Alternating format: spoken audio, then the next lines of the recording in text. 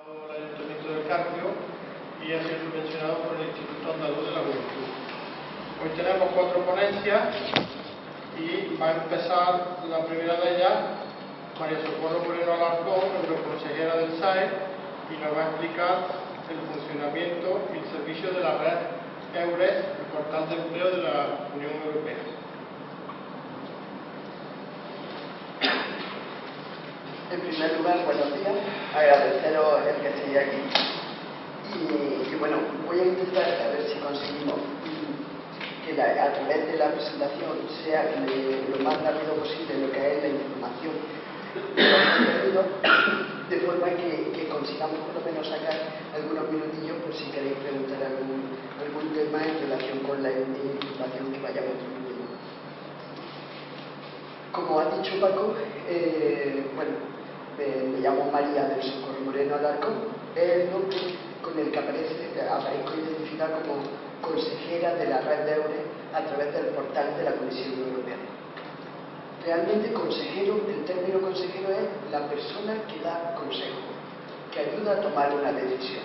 Realmente somos un cuerpo de especialistas, de técnicos que pertenecemos a los servicios públicos de empleo de los diferentes países que están integrados en el espacio económico europeo y que nuestro objetivo es trabajar tanto con las herramientas que nos facilita la Comisión Europea como de forma coordinada, es decir, apoyándonos en ese concepto de red para fomentar, para favorecer lo que es el objetivo principal, que es la libre circulación de profesionales dentro del ámbito europeo. EURES corresponde a las siglas de European Employment Service. Ahora lo vais a ver en una diapositiva. Voy a intentar que los contenidos, sobre todo, se centren en este esquema de información. Lo primero, conceptos sobre lo que es la base fundamental, que es la libre circulación de trabajadores, el concepto sobre la red de EURES, las herramientas como tal, el portal de EURES, que es la herramienta principal, aunque también tenemos como apoyo el portal del Servicio Público de Empleo Estatal, donde el equipo de la red de EURES en España estamos volcando toda la información que vamos elaborando en guía y en un formato que está totalmente accesible a través de la página. Os voy a mencionar un poco lo que es el cambio de escenario ahora mismo dentro del ámbito europeo. ¿Qué son los puentes de cooperación permanente que se están desarrollando a nivel nacional a través, coordinados por la Unidad Estatal de EURES España? Y luego 2 iniciativas que son muy interesantes, sobre todo de cara a lo que es el colectivo de juventud, que son Tu Primer Trabajo EURES, donde, aunque las diapositivas que vaya a ver contienen demasiada información para una diapositiva, he intentado que se quede para que utilicéis la presentación como una pequeña guía donde está la información principal, pues de requisitos, de cómo hay que tramitarla y por supuesto siempre los enlaces donde vaya a poder ampliar información y donde tenéis toda la información de en qué consiste esa iniciativa. Por último, os voy a hablar de lo que ahora mismo está circulando mucho, incluso por los medios de comunicación, que es la formación dual con Alemania, ¿vale? El programa de formación dual. Y os voy a intentar esquematizar un poco en qué consiste, cuál es el objetivo de esta iniciativa y qué fases se cubren, cómo se financia y al final volvemos a la misma. El enlace de la Agencia Federal de Empleo Alemana, donde vaya a poder ampliar toda la información, aparte de que nosotros en el portal de la oficina virtual del SAE estamos volcando toda la información de los proyectos que trabajamos a través de la formación. EURES, como comentaba, se corresponde con European Employment Service, Servicios de Empleo Europeo. Realmente lo que estamos hablando es que en base a favorecer el objetivo de la libre circulación de profesionales, se trabaja sobre los ciudadanos asesorándoles, facilitando la información de recursos que de alguna manera están enmarcados en esta definición. La libre circulación dentro del espacio económico europeo es un derecho fundamental que está contemplado en un tratado de la Unión Europea y que permite a los ciudadanos residir, vivir, trabajar, buscar empleo en otro país en igualdad con el ciudadano del territorio. El concepto fundamental de la libre circulación es el que el ciudadano que se desplaza a otro país va a tener que integrarse, va a tener que asumir derechos y obligaciones en igualdad con el ciudadano del territorio. ¿Vale? Básicamente, ese es, se puede decir, que el espíritu y la justificación de todo lo que es el funcionamiento de la red de Euro, el fomentar y el favorecer la libre circulación de trabajadores. Estamos hablando de ciudadanos nacionales comunitarios, ¿vale? Hay que tener en cuenta qué es lo que ha pasado en este contexto. Cuando hablamos de la libre circulación de trabajadores, que en esta situación actual, con la situación de crisis que se ha provocado dentro, en parte está confundiéndose con una imagen de una situación de búsqueda de empleo o de necesidad de desplazamiento a otro país, que no es realmente ese derecho de libre circulación. Yo he intentado hacer 2 diapositivas comparando el cómo, de alguna manera, hay un cambio en el contexto de la zona europea que el ciudadano lo va a notar de forma directa.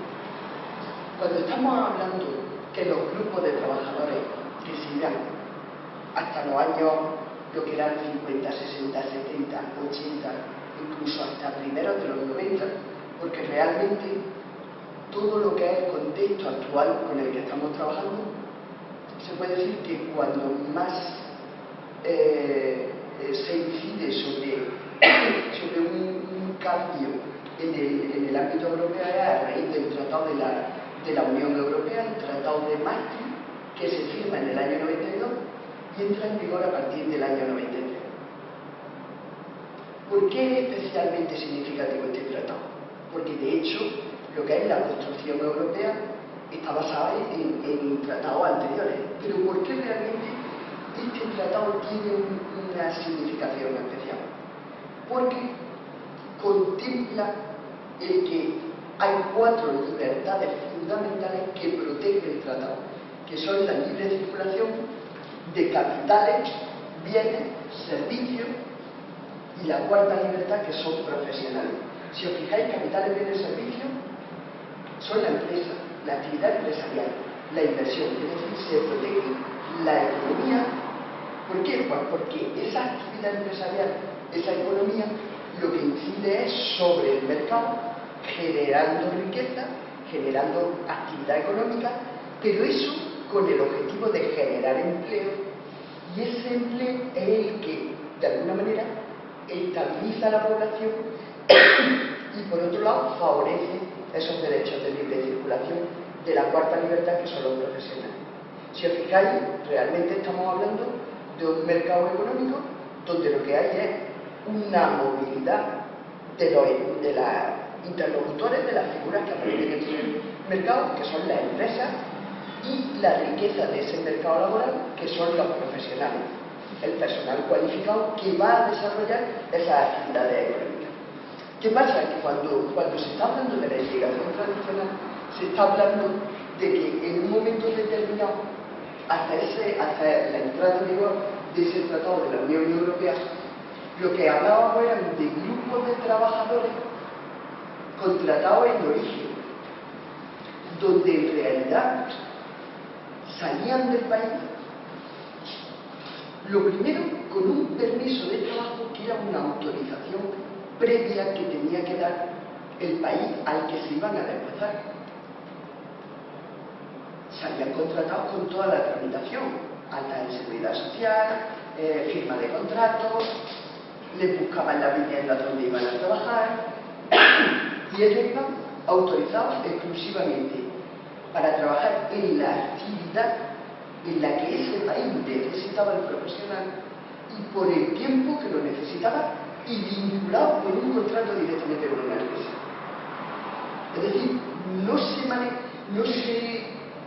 manejaban como ciudadanos de pleno derecho, sino como mano de obra pura y dura que tenía que estar previamente autorizada. Eso es lo que funciona en todos los países del mundo. Todos los países controlan la entrada del ciudadano.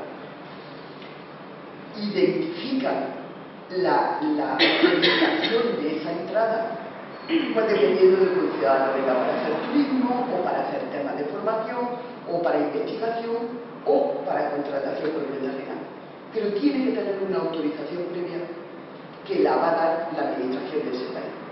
¿Qué pasa? Que en los grupos de inmigración tradicionales, de lo que estamos hablando son grupos de trabajadores que iban tutelados por uno, que era el que se entendía con la empresa de los trabajadores, con lo cual el idioma ni siquiera era necesario.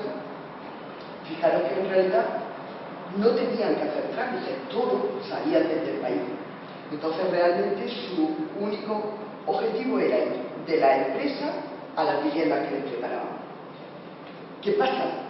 Que normalmente esa motivación era la necesidad de tener un empleo, la necesidad económica. A raíz de la firma del Tratado de la Unión Europea, lo que estamos hablando es de que el concepto cambia de forma radical. Aparece, a raíz de la entrada en vigor del Tratado de Maastricht, un concepto de un mercado único, el concepto de ciudadano nacional comunitario, el concepto de igualdad de derechos con el ciudadano del territorio, el de integración, asumir derechos y obligaciones, el que ese ciudadano, de alguna manera, lo que se espera es que no se le discrimine con el ciudadano del territorio.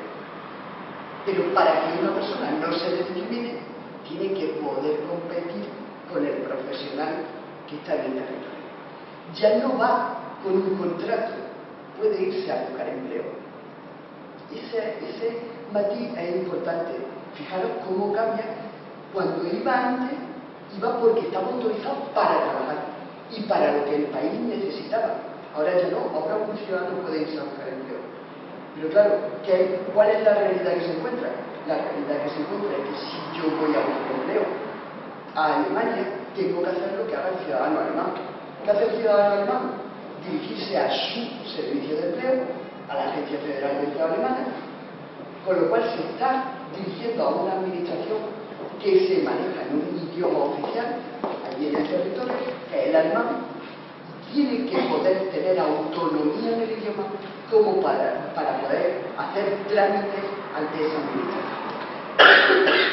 Si os fijáis, el concepto ha cambiado de forma radical. Si una persona se iguala con el ciudadano del territorio, ese objetivo económico basado en la diferencia de los niveles de vida con los que ellos se movían en lo que se consideraba concepto de inmigración tradicional, desaparece a partir de que en realidad una persona, si se desplaza libremente para integrarse en otro territorio, lo que debe de esperar es que asumir la regulación y el contexto de ese territorio. De forma que al final, si en un país yo me desplazo y según el nivel de vida, los salarios son 3.000, es que está por el nivel de vida. Es decir, se va a necesitar con respecto a la realidad pues tanto de precios, de salario, de lo que es el concepto de necesidad para desenvolverte en ese territorio. Fijaros que ha cambiado el concepto. Ya no hay un grupo tutelado que no necesita el idioma porque tiene una persona que es el interlocutor. Yo voy como ciudadano de pleno derecho. Con lo cual, si quiero ser ciudadano de pleno derecho, tengo que tener la suficiente autonomía en el idioma para poder desenvolverme, para poder hacer trámites, para poder competir con el profesional que hay en ese territorio, puesto que si yo me desplazo, inmediatamente que yo vaya hacia una zona donde pueda haber un perfil de profesional igual que el mío, si ese profesional que es del territorio se maneja mejor en el idioma, siempre va a tener más margen de ventaja, de autonomía a la hora de desenvolverse en el mercado. Realmente, ¿qué es lo que hay en el contexto europeo? no hay una única regulación. Esto es importante que se tenga en cuenta. Lo que hay es un marco legal comunitario que los países transponen sobre su territorio. Y realmente lo que la Comisión Europea crea es sistemas de coordinación sobre determinadas materias para, de alguna manera, trabajar sobre ese concepto de mercado único que se ha creado y poder proteger los derechos de los ciudadanos a la hora de moverse. ¿Por qué? Pues porque un profesional que se desplaza a buscar empleo a otro país es un ciudadano que tiene una titulación, una cualificación, con una acreditación en un momento determinado que se la da una administración de su territorio, de su país, que de alguna manera está afectado por una serie de situaciones como son la cobertura sanitaria, las cotizaciones a la hora de entrar en el sistema de seguridad social del país, el hecho de poder o no acceder a derechos igual que el ciudadano del territorio, el hecho de tener obligaciones en el territorio, pues, de cara a impuestos, de cara a registros. Es decir, lo que se espera es que el ciudadano va a tener la necesidad, puesto que tiene que saber cómo funciona, dónde va, de acceder a información suficiente del país, de cómo funciona, de cuáles van a ser la regulación que se aplica ahí. Porque habiendo un marco legal, cada país lo adapta y lo aplica, lo transpone dependiendo, pues, de su forma de funcionar dentro del mercado, dentro de su marco cultural, su marco social, incluso su marco económico a la hora de poder desarrollar derechos, políticas, ¿vale?, que de alguna manera afectan a los ciudadanos. Si os fijáis, lo que hay son sistemas de coordinación que al final se plasman, pues, en la moneda, sobre el sistema de seguridad social, sobre el sistema a nivel sanitario, sobre el tema de las titulaciones, de las acreditaciones que necesita un profesional a la hora de moverse. Dentro del concepto de lo que es el mercado laboral es donde está funcionando la red de EURES como tal, ¿vale? Realmente, ¿qué es la red EURES? Es una red de cooperación creada por la Comisión Europea y es una red de cooperación de los servicios nacionales de empleo de los países que están integrados en ese mercado único, en ese espacio económico europeo. Objetivo: favorecer, proteger ese derecho de libre circulación que está contemplado en el tratado y que a partir del año 93, que es la entrada en vigor del Tratado de la Unión Europea, el Tratado de Maastricht, está protegido dentro de ese marco legal. Fijaros que ahí siempre aparece un concepto que es el espacio, la Unión Europea y el espacio económico